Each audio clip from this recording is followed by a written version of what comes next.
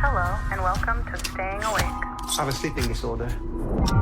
I can't tell the difference between my waking life and dreams. Hello, and welcome to Staying Awake.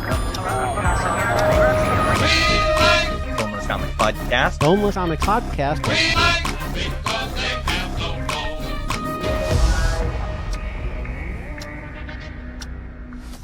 I'm Joe Getcho. And I'm Mike White. Wait, that's not right. I'm Joe Getcho. And I'm Mike White. And while some may call us crazy, we do in fact like comics because they have no bones. That's right.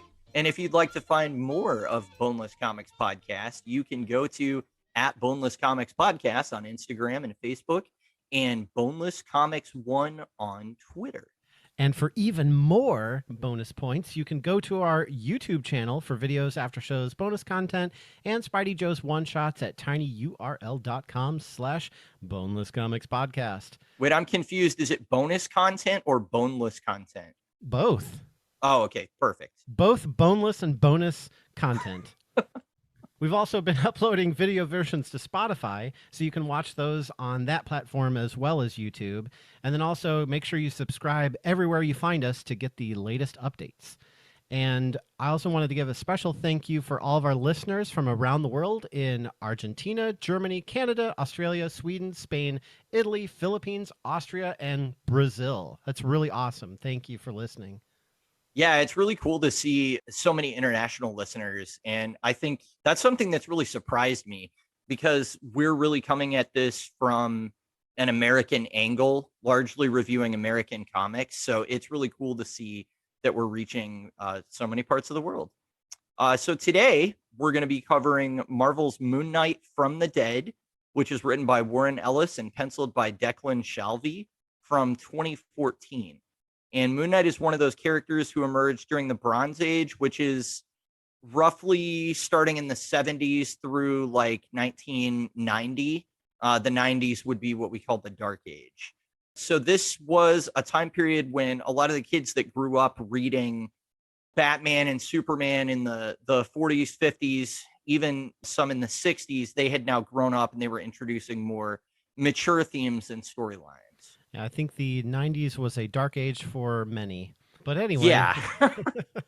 So Moon Knight debuted more on the beginning end of that in 1975, actually, in issue number 32 of a comic called Werewolf by Night, written by Doug Moench, with art by Don Perlin and Al Milgrom.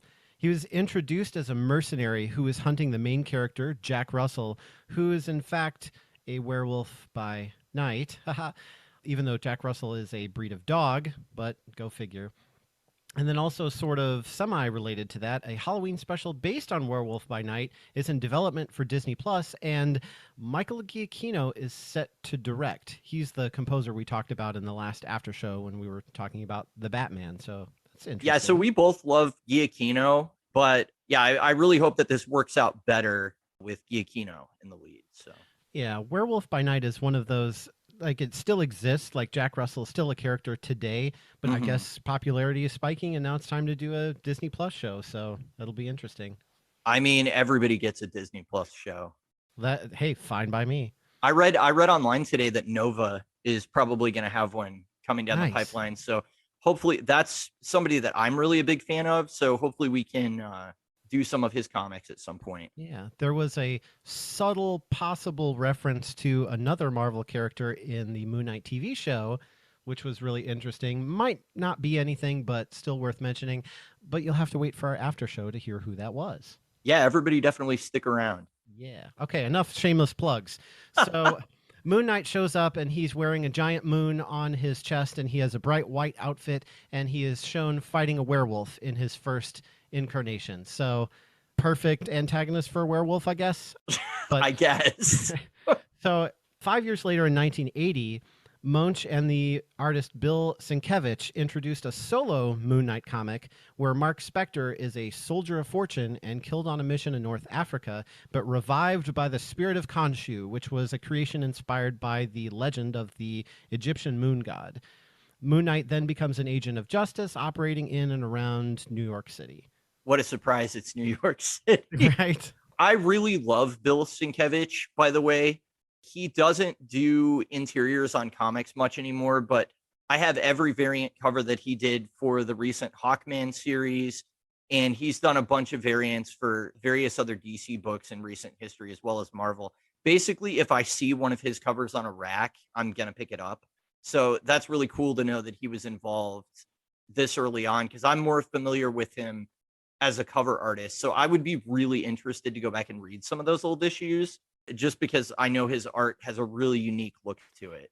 Yeah, that was one of the things that made the first run on Moonlight very notable, was the noir influenced visual style and tone, thick with long shadows and moral ambiguity.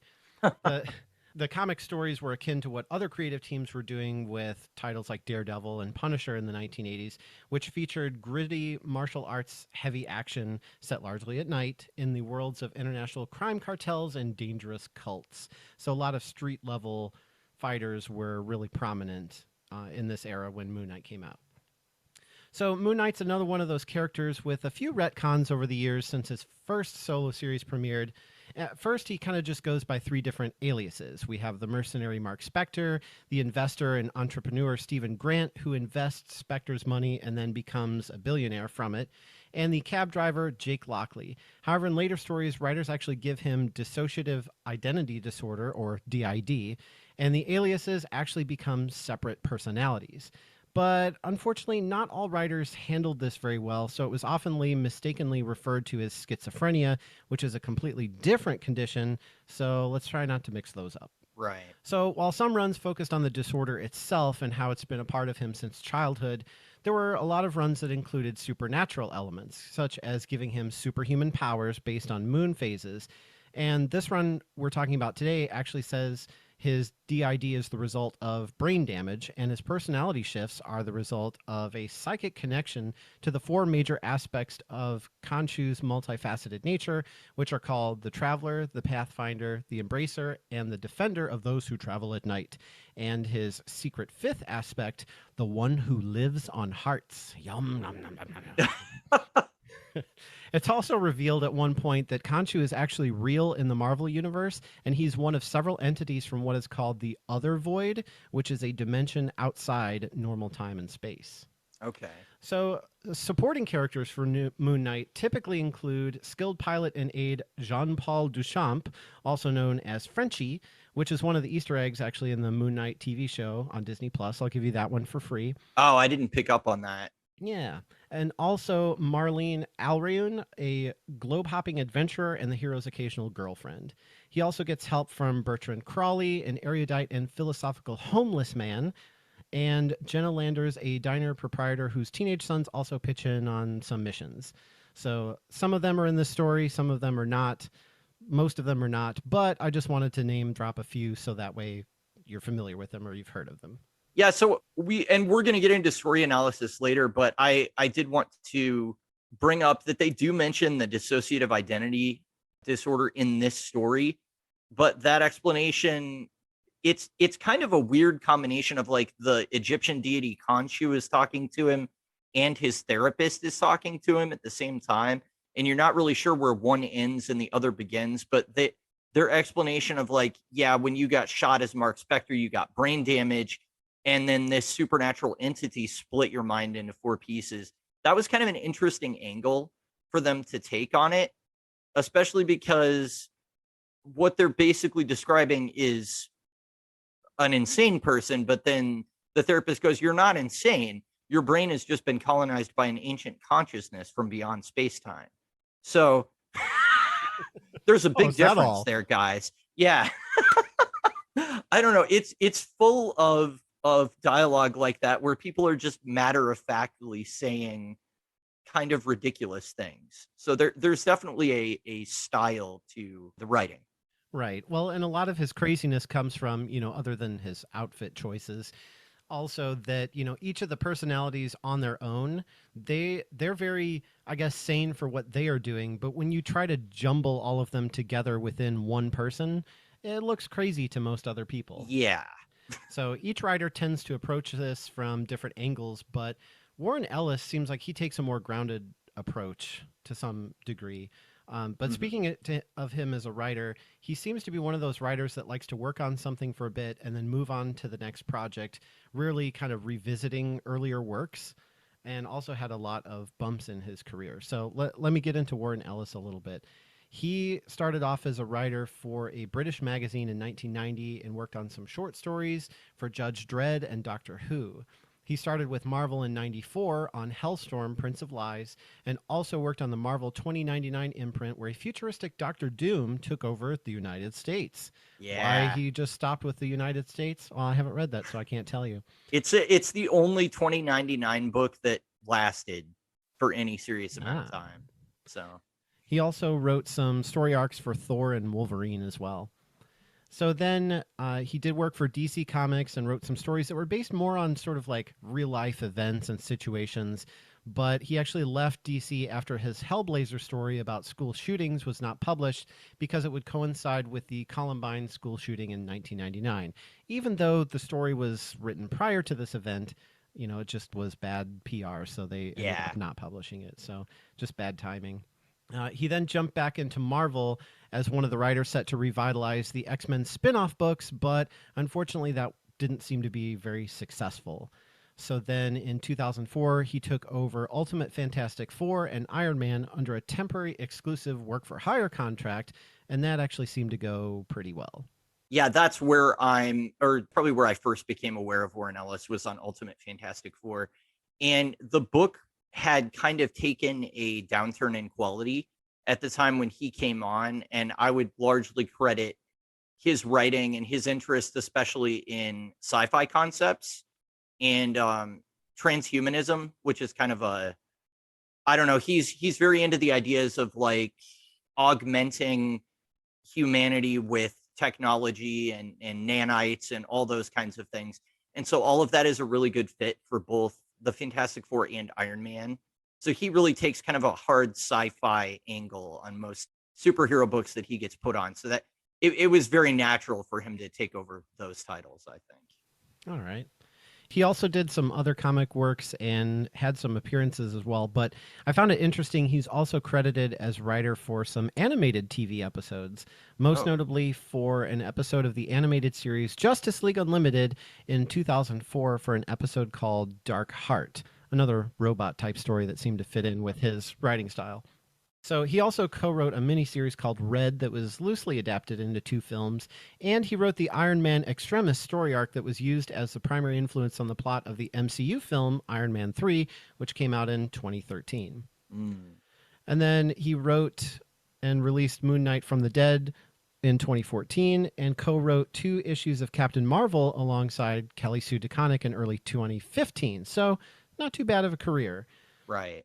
But I do have one last note about his difficult career. Following public accusations of sexual coercion and manipulation in 2020, he's not really been able to get much of anything published these days. There's been a lot of social media backlash anytime his name comes up, which in this day and age is pretty much a career killer. So unfortunate. So I didn't know anything about the sexual coercion allegations or anything related to that. But I did look into it after looking over your notes, and yeah, it looks pretty bad. So yeah, I get why companies don't want to work with him anymore. I think his career is pretty much over, which is a shame because I'm actually a fan of his writing. I think it's no secret that we're both really big sci-fi fans, and I've followed a lot of the titles that he's written over the years, but, you know, being all the while kind of ignorant of his personal life. But I read his whole run on Ultimate Fantastic Four. At Wildstorm, he did Stormwatch. And then when they rebooted Wildstorm at DC back in like, I don't know, 2016, 2017, somewhere in there. And he got to kind of just create his own universe. I have every issue of the Wildstorm, which was like a 24-issue maxi series, and Michael Cray, which was also a spinoff. And again, just really, really great sci-fi stuff.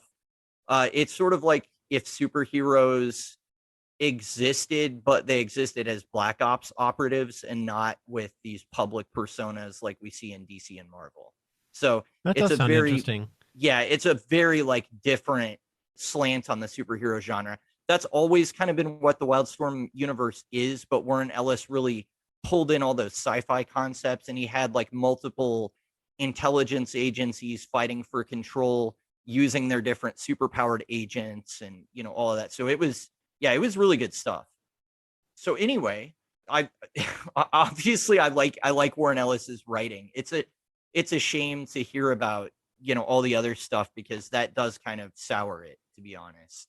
But moving on to the penciler, Declan Shalvey, he also started out working on Judge Dredd. So my guess is that both of these people, again, were kind of part of that British invasion that happened in the 70s and 80s, of a lot of talent coming from Great Britain to the United States to work on our comics after having proven themselves over there. His career is mostly unremarkable. There's, you know, 2 or 3 titles he's done at Marvel and DC. A lot of them are very current. Shalvey seems to be somebody that's come into favor more in the last decade.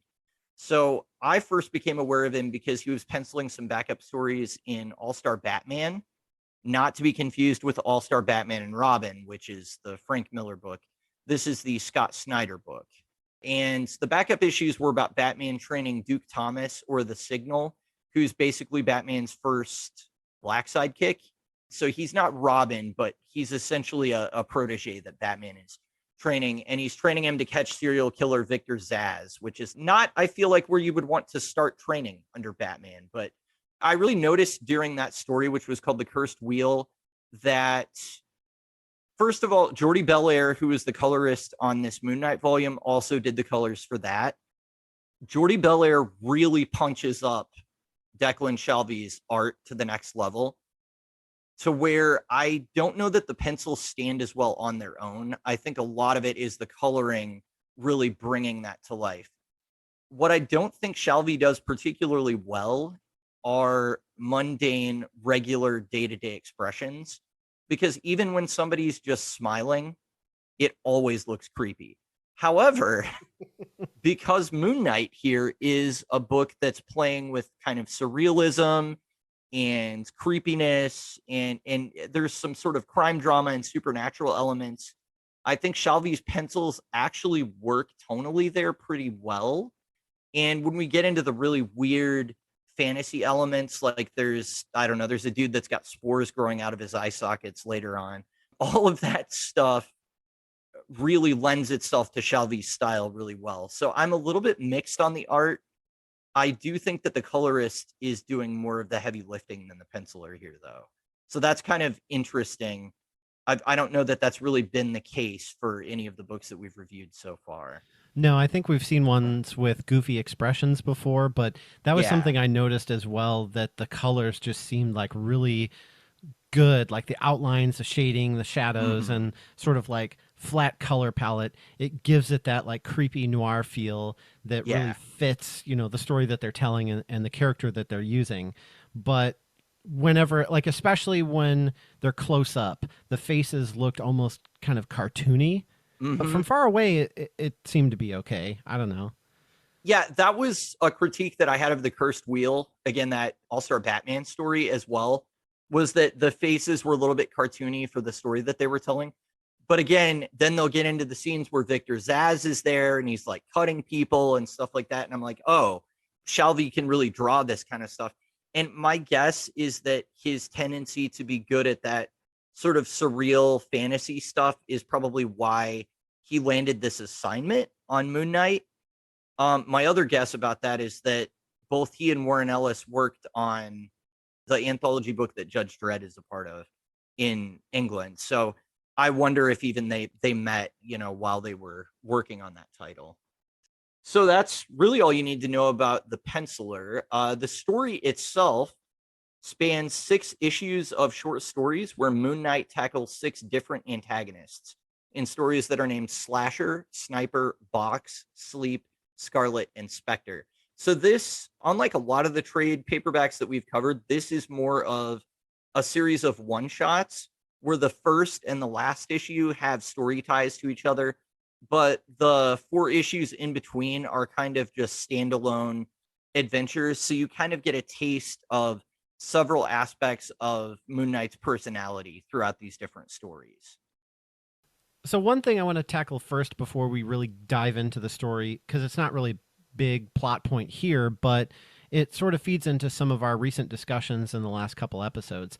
So Stephen Grant, one of the personalities in most other runs, is portrayed as a wealthy billionaire that makes his money from investing Marc Spector's money. So I don't know that we necessarily get that much of that in, these issues, but in my mind, that's the Moon Knight that I know. So he to me fits in that category of being another one of those rich vigilante fighting street level criminals, because that's what we got, sort of up to this point.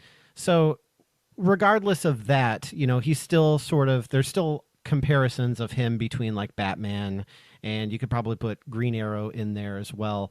But also, like, the differences I think are even greater than what we talked about before with those characters, sort of like the complete absence of a no-kill rule, which that might make him seem kind of similar to Deadpool, but his brand of crazy is very different because, again, he's not necessarily like each individual personality is not necessarily crazy. It's just more of you smack them together and, he sees this Egyptian moon god that would drive anybody crazy, I guess, among, other things. So it makes him very different, and of course his suit being white as well is very different as well. So his classic suit is one of the coolest designs for a superhero costume really is.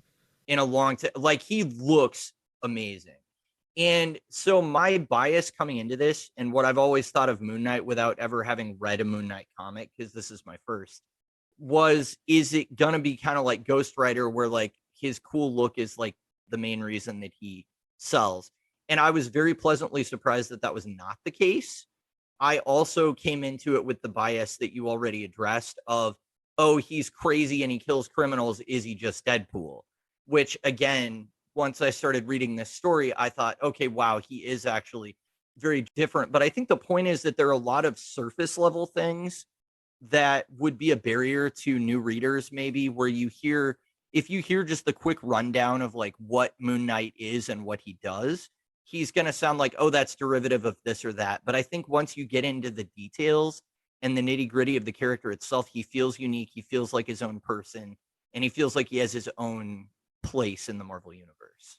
Yeah, I'm really surprised that he hasn't been involved more in the MCU up until this point. And maybe it's just because even though he's very unique, maybe it takes a unique taste to sort of appreciate his comics. So most people don't really go around, spreading the name of Moon Knight. If you want to see something like that, well, just read Batman, just read Green Arrow, the big ones. Check out Deadpool if you want to read about a crazy anti-hero. So I think a lot of that, there's a lot of misperception with it, but then it's also like, once you oversaturate the market with a ton of heroes and villains, even though they may all be unique, it's still oversaturated. So that could have been some of it too, is maybe he just sort of got caught in the sidelines. But for whatever reason, obviously he's popular enough that now we're getting a Disney Plus show, and now we're talking about it on our podcast. So hooray. Yeah, well, I've said this before, but I have a really soft spot for obscure Marvel. And part of that is just, I mean, and at DC as well. Like, I like those guys like Hawkman. I like the Atom. I like some of these characters that are a little bit outside of, sort of the big guns, because they haven't been explored as much, and they give the writers the opportunity to just get weird with it. And Moon Knight is freaking weird. I mean, it's like they lean into that stuff. And so, we can talk more about the show later. I think it's going to succeed or fail in my eyes on how much they lean into just how bizarre they can make things. So far, I think they're off to a pretty good start. This comic certainly grabbed my attention for that reason too, because there are a lot of elements at play. There's serial killers, and there's soldiers with PTSD, but there's also people augmenting themselves with cyber technology, and people being attacked in their dreams, and ghosts. So, I mean, it sort of runs the whole like fantasy sci-fi gauntlet in just these 6 issues. Yeah, there's a lot that happens, and they're all, you know, individual stories, and but they're all also not just different stories, but the way they're portrayed, the way they're told, the way that things happen are different in each one too. So it's kind of like Moon Knight himself. They're very distinct, different personalities. Right. So the different personalities, I don't feel that they're all drawn completely clearly in this story. The one that we get the biggest taste of is Mr. Knight. And then we do see the classic Moon Knight costume a few times as well. But the other 2, I don't feel like are really prominent or really a part of the story that much. So I didn't really have as good of an understanding of those. But the one that protects travelers at night, or Mr. Knight, as they the police call him, that was the one that I feel like was given the most page time in this story. And that's where he basically dresses up in an all white suit with white shoes and white gloves and has the white mask over his face that has the moon logo on it. And he's basically just running around with like a stick or it's kind of like Daredevil's Billy Club, isn't it? Where he can like launch it. It's got like a string or like a rope on it or something where he can like launch a section of it. And yeah, throw it and then it'll like expand. But it's almost like you're being beat up by a businessman kind of thing. That was the only place where the billionaire thing really seemed to come across to me. Like I didn't pick up on that, and I wouldn't have if you hadn't mentioned that was part of his backstory, because the synopsis just in this comic is like Marc Spector was a mercenary. He got shot. The Egyptian deity Khonshu revived him and split his mind into 4 personalities. Now he's the superhero known as Moon Knight. And that was pretty much like that little paragraph was at the beginning of every issue. So I didn't realize that he had a lot of money. Although now that I think about the fact that like he has a car that's voice activated and he has like a glider that he can ride on, kind of like the Green Goblin, I guess it makes sense that he's super rich. That just it wasn't like a super important element in this book. Well, and also his laundry bills alone would probably cost a fortune. Oh my gosh, there's so much blood. So that's really one thing that sets him apart from Batman, certainly, and Green Arrow. I think what we have are basically degrees of violence within vigilantes. And I think the public perception is that Batman is one of the most brutal. That's actually not the case. Batman is kind of at like the low level of brutality when it comes to comic book vigilantes. Whereas I would then say Daredevil is probably a little bit more violent than Batman is. Green Arrow is maybe not as violent as them, but he will occasionally kill. Whereas the other 2 seem to stick more to a like I don't want to kill rule. I think Daredevil's only killed, maybe once or twice. I mean, it's not something that he does often. Same for Green Arrow. Moon Knight seems to kill every villain that he comes into contact with. Pretty much. This story. So I don't think any of the foes that he fights make it outside of that one issue in this story. So if is that kind of indicative of his series as a whole? And is that maybe why I don't know who Moon Knight's Rogues Gallery is? Because they show up and then they're dead. Yeah. Well, and he's sort of similar to like the Punisher or Deadpool in that way. Right. That there really is no kill rule. I mean, there are times where he'll give somebody a chance, or he'll sort of talk to them in a way that's different than somebody else would. Like there's a point in the story where he does that, and it's a little bit different. Like the result is sort of the same, but at the same time, like he actually will sort of verbally spar with people versus like Deadpool, who's just hurling insults at you, or Punisher, who's just hurling bullets at you. But that Moon Knight feels more like he's breaking them down psychologically, than making fun of them in a way. So and I mean, maybe that's what Deadpool is doing, just he's a lot less subtle about it. Right. But Moon Knight feels like he's getting under people's skin and into their head, and then he takes them down. Right. Yeah, it's more like kind of working you inside and out at the same time.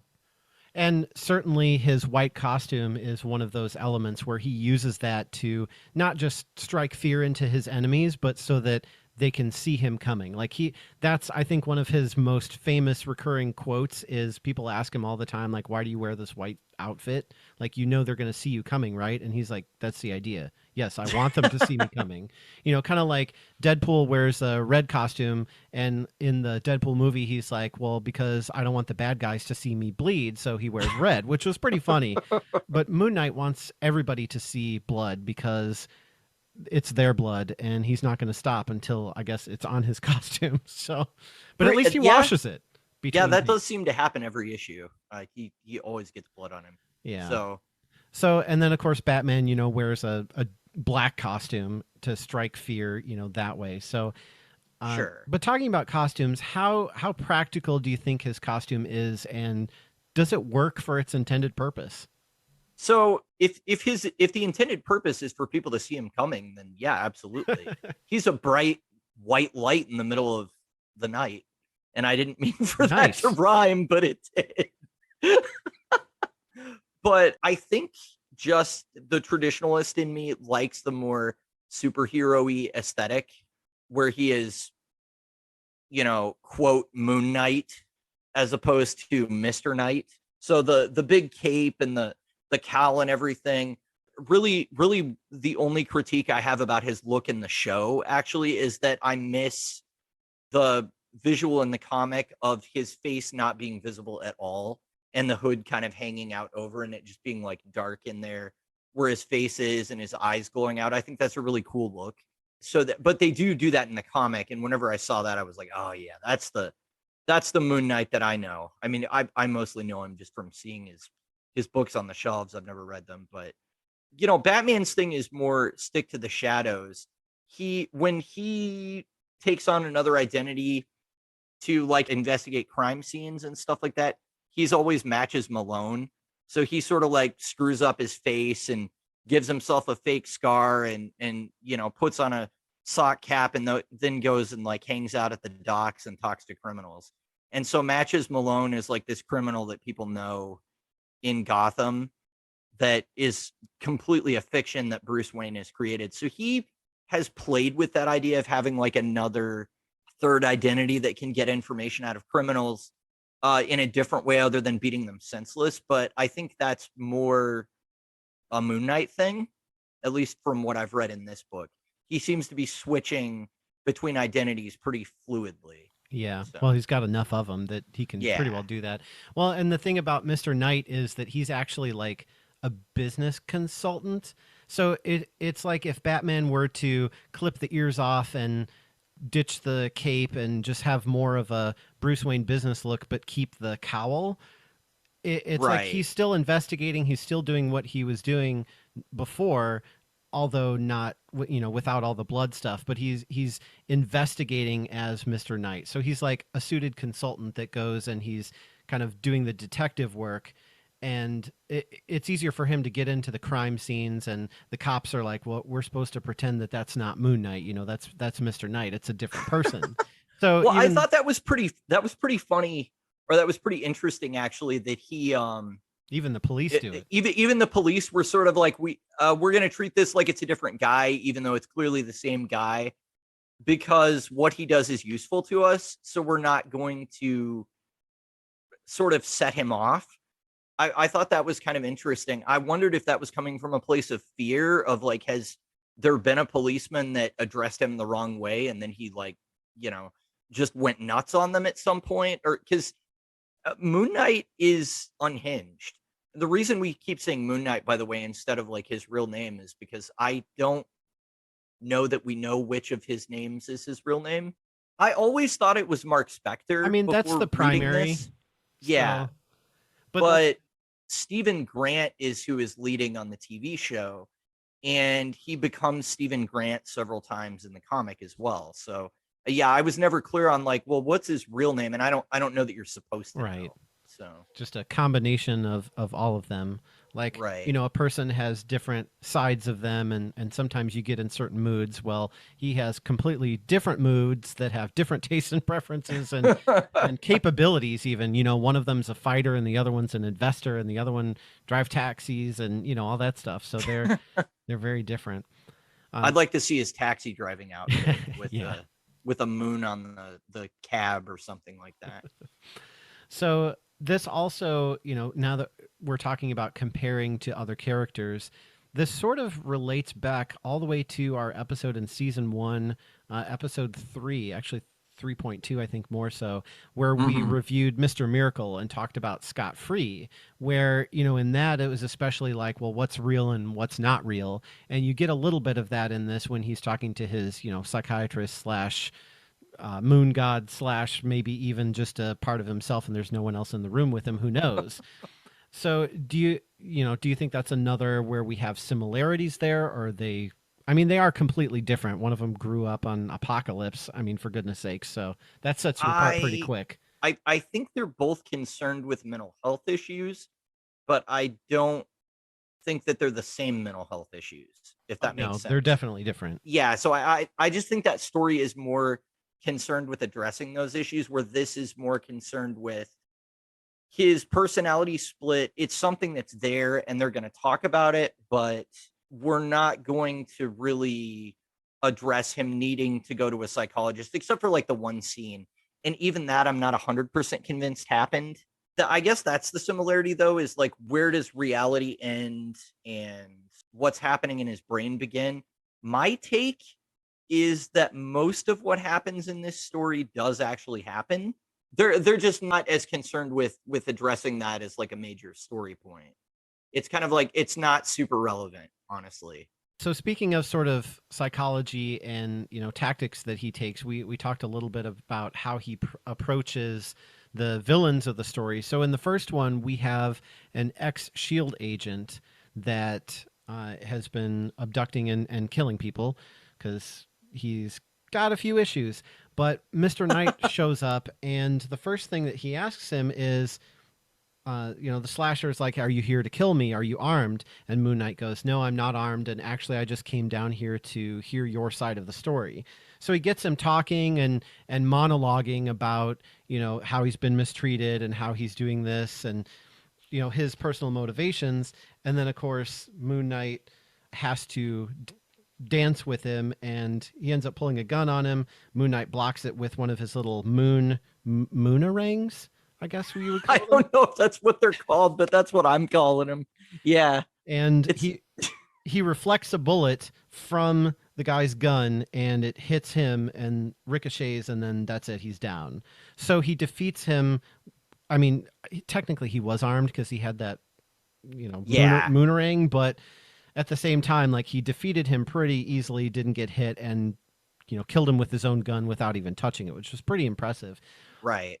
But, you know, he was talking to him and getting the villain to open up. Do you think this was like, I'm offering you a chance to tell me your side of the story, and if it goes a certain way, I will, you know, either grant you mercy or give you a chance to run or something like that? Or do you think it was just completely a distraction tactic of get him talking, get close, get within the radius, and then take him out? Because he could have taken him out at any time. He could have just snuck in there and assassinated him without asking. So I honestly think that he's basically going beg for your life without saying beg for your life.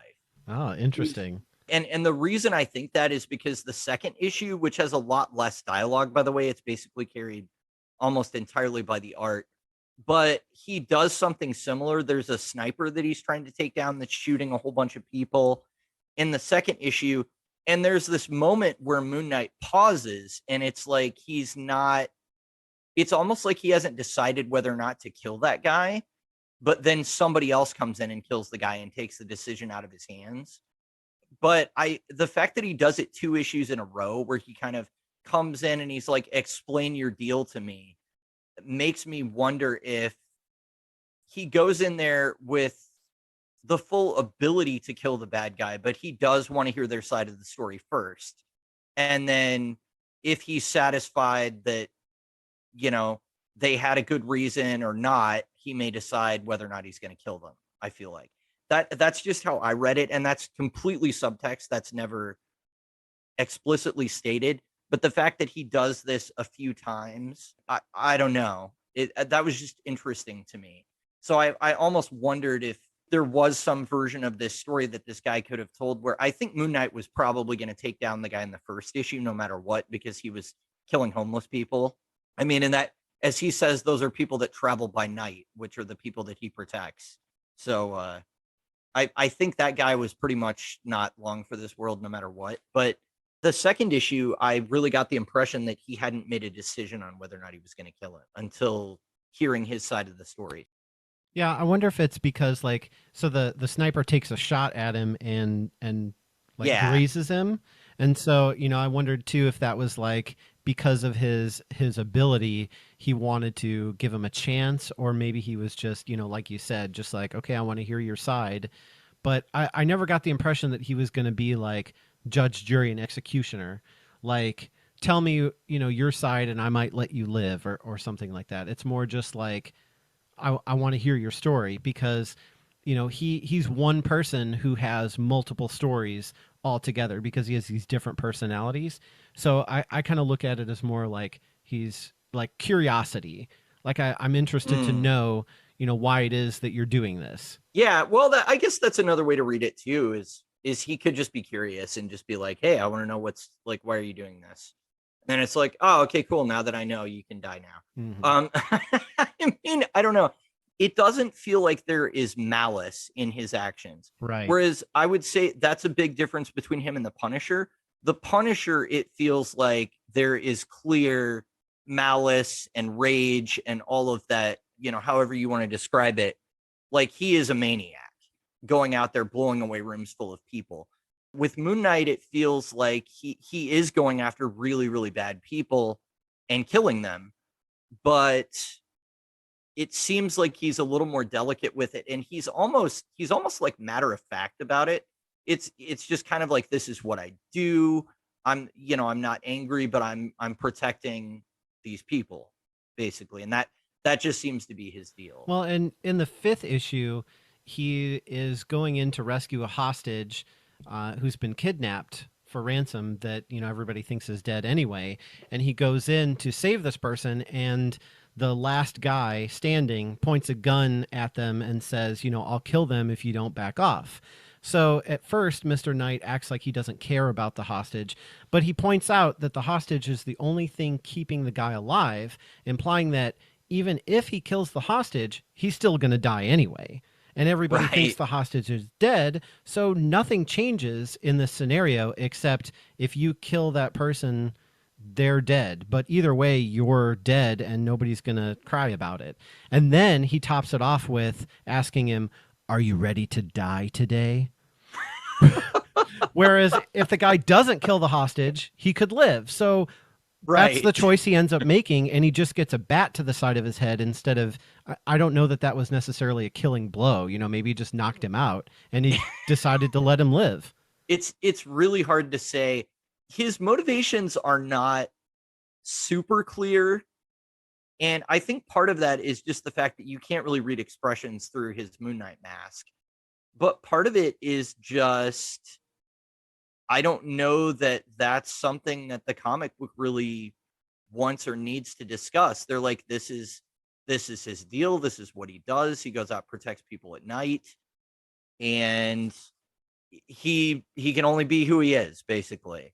And it's pretty unapologetic about the violence as well, which I think is actually something interesting. We talked about it really briefly, but we kind of skipped over it. But there's one scene in particular where he takes it real far, where he like stabs a guy in the nipples with the moonarangs and then like throws him down a staircase. And I mean, the dude was way bigger than Moon Knight and was probably going to kill him. And, I get it. Do whatever you can to win. But the violence all throughout this was much higher than what I was expecting when I got into it. So that was something. It didn't turn me off. It was more like I was reading it and just going, oh, interesting. So this is going to really take place in a different space than Batman and other similar vigilantes. Yeah, So I don't know. I don't know. Like he's definitely not shy about that, but for the most No. part, there's not ever a point where you care. It's not like he's just indiscriminately like, oh, there's a hostage, I don't care, blow them away. No. He's still directing it at the bad guys, and that's what makes him fall into that anti-hero category more with Deadpool, who in the same boat, doesn't necessarily kill indiscriminately. It's just more a fact of what is the target and what am I after and who's in my way. And they're both mercenaries, so maybe Right. that's where they have that similarity. But the version of crazy, like Deadpool's just plain crazy. He is crazy. I actually have a question about the mercenary thing. Is Marc Spector still a mercenary once he comes back to life as the Moon Knight? Does he still? I mercenary guess thing? Because we never see him like accept a contract and go, fight in some third world country or, take a hit on somebody for money or anything like that. I feel like is definitely more Deadpool's wheelhouse. Whereas I don't really see Moon Knight doing that at any point now. Although I do know you said earlier that like Stephen Grant invests the mercenary money, so maybe he is still. Marc Spector definitely was a mercenary before becoming Moon Knight. Right. So it's not that he necessarily stops becoming a mercenary or goes to be a mercenary full time. It's just more part of his backstory. I don't know that he necessarily joins an organization or, picks up contracts, kind of like you mentioned. But at the same time, he's sort of driven by a quote unquote higher directive. So I think Sure. he sort of makes his own contracts with himself and with Khonshu. Well, I guess we haven't talked about that. The fact that Khonshu, the Egyptian deity, actually communicates with him verbal. Well, I don't know if it's actually verbal, but he hears it in his head. Mhm. And it's an incredibly creepy visual. And I kind of love it. It's it's like this giant bird skull. And at one point it's just sitting on like the Mr. Knight outfit, like sitting in a chair talking to him like they're just having coffee or something like that. It's such a weird visual. And this is probably one of my favorite parts about this comic book are where it sort of skews into that sort of surreal, weird, even like supernatural territory, because we've talked a lot about him fighting more like street level criminals, but there's also a really strong kind of like supernatural undercurrent to this where Moon Knight actually can't die. That's something that they keep bringing up. I would assume because he already died. So is he kind of just like an undead warrior at this point? He's not undead, but because he's being powered by Khonshu basically just brings him back to life. He just keeps bringing him back to life every time So that's an aspect, but they even have him do sort of supernatural warfare in like there's one issue where he fights ghosts that are causing problems in the city. And then there's another one where he actually goes into the dream realm to take down a threat. And then once he's in there, he discovers, oh, the problem's actually outside the dream world. But I loved all of that stuff, especially the visuals in that issue. I thought they were like top notch. Yeah, that was a really fun one. And that's definitely one where you don't have to question reality because you know that he's sort of on a trip. I guess not drug, but like biological drug. Well, it's weird because what they explain, there's this guy that died while this dream research was being done on him. And there was some sort of spore in his brain that grew. And then people were breathing in that spore. And so the like messed up dreams of this dead guy were being transmitted through the spores. Is that what it was? Yeah, his brain sporulated. Yeah, so that was awesome. Just because I love weird crap like that. Like I thought that was such a cool idea. And it definitely takes a dip into almost like horror movie territory, but it feels like it fits this comic book so well. And it also feels like it gives it a unique flavor. Like that's what I want to see more of, because I'm like, okay, well, if he's powered by this Egyptian deity, have him fight supernatural stuff. That's going to make him different than Daredevil. That's going to make him different than, Batman or Green Arrow. That gives him a space in, if they're going to put him in the same city as all these other heroes, to occupy, where it's like, okay, well, Moon Knight is going to go after the supernatural threats. So I thought that was a really good angle to take on him. It's cool too because he just very confidently is like, "Oh, this is what's been happening. Okay, cool. Well, I'll sleep here and I'll go through it and I'll fight it and figure out what's going on." Like he's just like, "Okay, here we go." Just sort of jumps into it head Right. first. Can't you And- put me to sleep? Yeah, exactly. Like, let's go. Let's get this going. And he flies through the drug trip and figures out, what it is that's causing this because he actually sees the guy with like spores in his eyes going, "I can't sleep. I can't wake up. Help." Right. So Yeah, it's pretty creepy. yeah, it's very creepy. It's weird because like he ends up, kind of saving somebody, but the person is obviously dead. But Hmm. I guess just closing that matter so that a way it's, nobody Well, else he has to go saves them- through that. They're kind of like dead, but they're kind of like trapped, not being quite dead.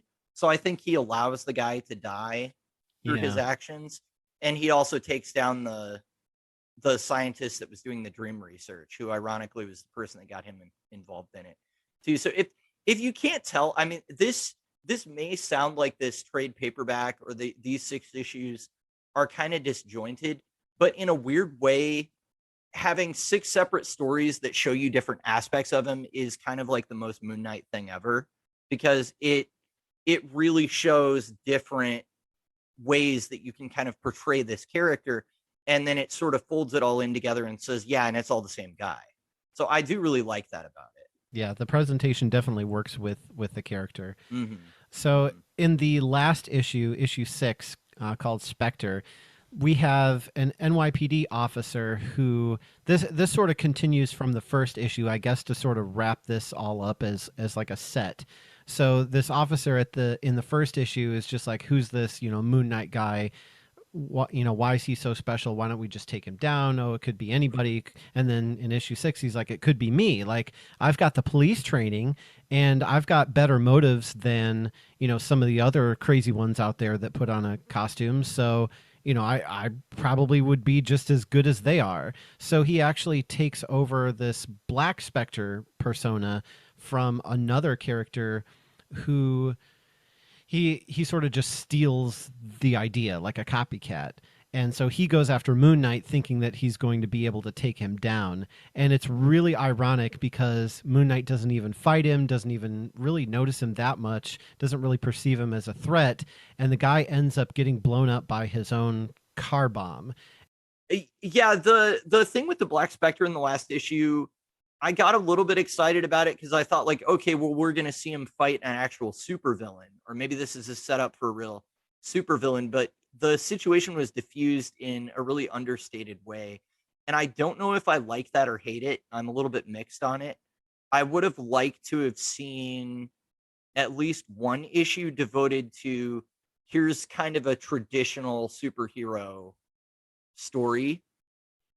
But at the same time, I guess what Warren Ellis and Declan Shalvey were trying to do was really distinguish what's different about Moon Knight. So, maybe his stories don't resolve in some kind of superhero versus supervillain beatdown, and they were just trying to make a comment about like, yeah, a random thing can kill somebody.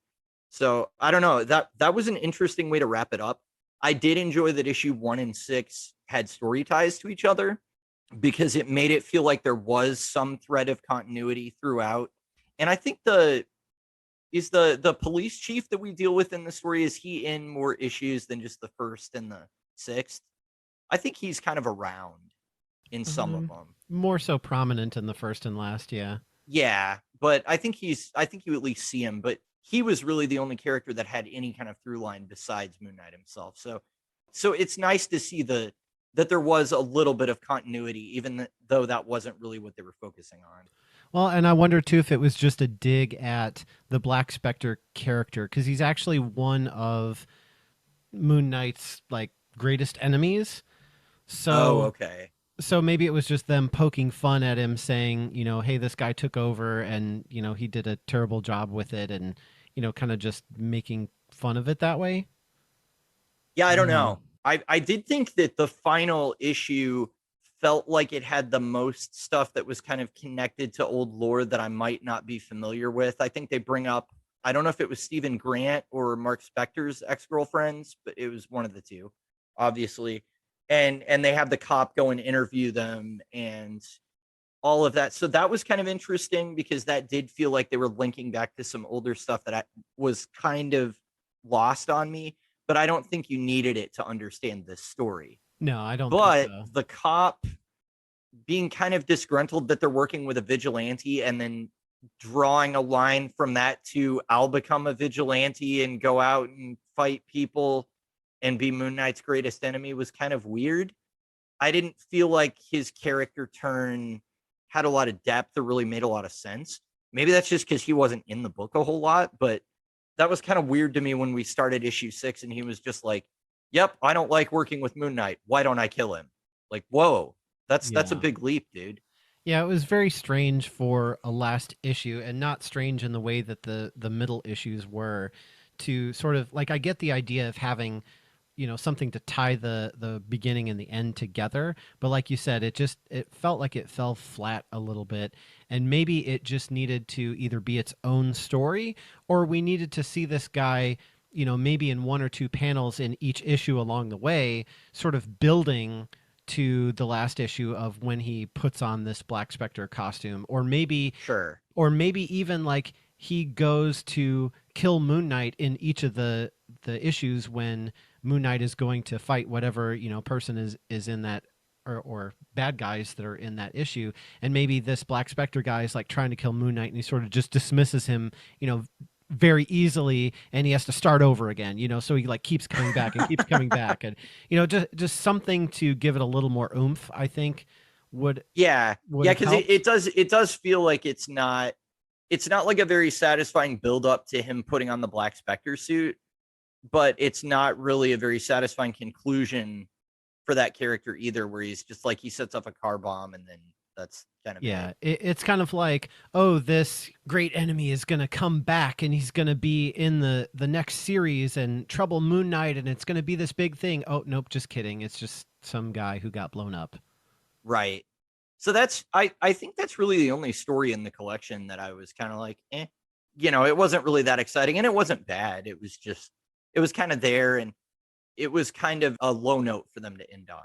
So. Yeah, I think if I had one story complaint, that would be it. But it doesn't ruin it, and it doesn't take away from anything else that happened, so that's good as well. Maybe it's good they didn't interject it in the middle, because maybe it would have kind of ruined those as well, because they were very focused on what the individual story was. So that sort of feeds into, I guess, our ratings and final thoughts. So maybe I'll go first this time, since usually you go first and I try to change your score. Yeah, let's hear what you think. So this, to me, aside from the complaint of how the end sort of, we both agree that sort of fell flat a little bit. Just stylistically what they did, and, the penciling aside, the colors were beautiful. There are so many good things in this that this is definitely on the higher end scale for me. But at the same time, I feel like I can't quite give it a 5 out of 5, because it's not necessarily that like definitive tale that you have to read if you're a Moon Knight fan. It's definitely very good, and if you're interested in Moon Knight, it's definitely something that you would get enjoyment out of, but it's not going to, like, there's not really a story arc for him. There's not really any character growth in this, so that would be something that it's lacking. It's more just a collection of stories about the adventures of Moon Knight. So I guess as a rating, I'll give it a 4 out of 5. Like, it's really good. It's up there, but it's not, in that category of the big issues or the big stories that would give you that 5 rating. So 4 out of 5. Yeah, 4 is pretty much what I was thinking the entire way through this. And I was wondering if our discussion was going to change my mind at all, but I'm going to agree with you that it's a 4 out of 5. My justification is more that whether or not this is an essential Moon Knight story, it's a really good take on the character. And I think it's a good way to attack writing that character as sort of a writing problem of just doing 6 different vignettes that explore different aspects of his anti-hero personalities. So that to me was a good way to address the dissociative identity disorder, or whether or not he actually has that, or if it's just that his brain has been colonized by an Egyptian deity, however you want to read that. I think that was a really cool way to look at this character was to just show different stories where he's playing out different personas. If anything, I think what would have made it a 5 out of 5 is if they could have leaned into that even more, because I really didn't feel like what are the other aspects besides the one who protects the traveler at night. And I mean, that was really the main one that I thought was really clearly painted in this. And I really didn't understand so much what the other aspects of Moon Knight were about, or why he was wearing like the classic Moon Knight outfit in issue 2 and issue 5, but not for the rest of it. You know what I mean? So I think maybe that comes in later in the run when they switch writers. And I looked a little bit ahead in the Marvel app, and it looks like it was a creative team that I would be excited to continue reading with after this. So I will say that it did make me want to read more, which for me is another kind of a mark of like a 4 out of 5 of like, do I want to continue with this?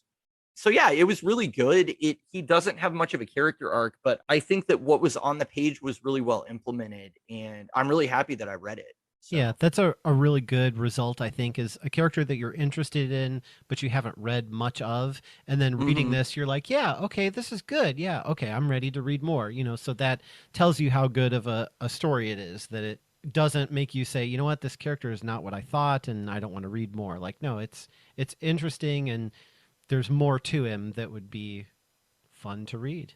So well, and I think the interesting thing here too is that it's not that I want to read more because there were any plot threads left dangling, which is usually what they would do in comics in order to hook you. But I think this is almost the opposite, where this feels like a complete story, but I just go, okay, do you have more like this? I would like more like this. That's kind of the please, sir. Do you have any more? That kind of another attitude. Yeah, exactly. Give me another. That's how I look at this. So yeah, it's a 4 out of 5. It's a really enjoyable story. I think if you're curious about Moon Knight, this is probably as good a place to start as any. For me, it was a good place. All right. Well, 4 out of 5s all around. And if you disagree or agree, let us know on social media, because we want to hear from you. So chat with us. That's right. So next time on We Like Comics Because They Have No Bones, we will be discussing another Marvel title, Morbius Old Wounds, which collects the first 5 issues of his solo run from 2019. But for now, head to our YouTube channel at tinyurl.com/bonelesscomicspodcast for our after-show discussion of Marvel's Moon Knight TV show from Disney+. Thanks so much for listening. Thank you. We like Comics? because they have no bones.